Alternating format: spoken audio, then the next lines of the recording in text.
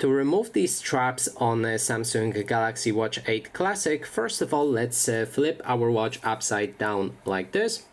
Then you will see that there's two buttons on each of the sides, and all you have to do is press on those buttons. It's a bit tricky, so just try to do it carefully not to damage your watch, and if you manage to click on them, just pull out the strap. So let's try it like that.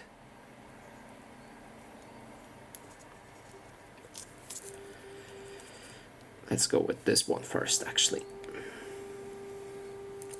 Okay, so first one is removed, and then we can go with the shorter one.